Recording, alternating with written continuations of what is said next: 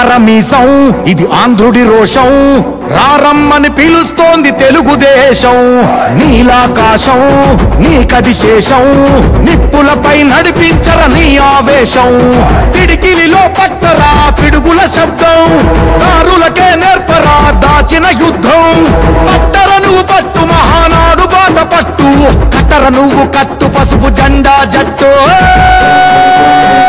మహానాడు మహానాడు గర్జించను చూడర ప్రతి తెలుగోడు మహానాడు ఇది మహానాడు గర్వంగా పిలిచిందిర వెలనాడు తిప్పరమీసం తిప్ప తిప్ప తిప్ప తిప్పరమీసం ఇది ఆంధ్రుడి రోషం.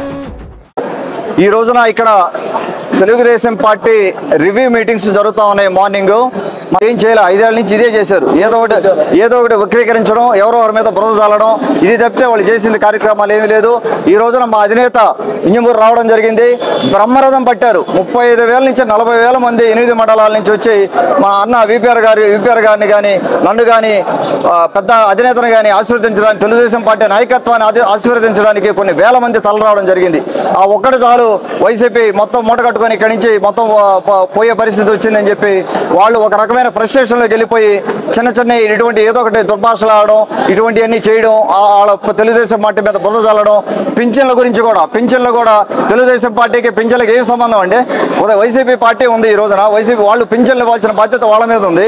ఎలక్షన్ కమిషన్ గురించి చూసుకొని అది ఆ గైడ్లైన్స్ ప్రకారం వాళ్ళు ఇవ్వాల్సిన బాధ్యత ఉంటే తెలుగుదేశం పార్టీ వల్ల మా అధినేత మీద బురద చల్లుతున్నాం, తెలుగుదేశం పార్టీ మీద బురద చల్లి మా వల్ల తెలుగుదేశం పార్టీ వల్ల పింఛన్ రావాలేదని చెప్తా ఉన్నారు.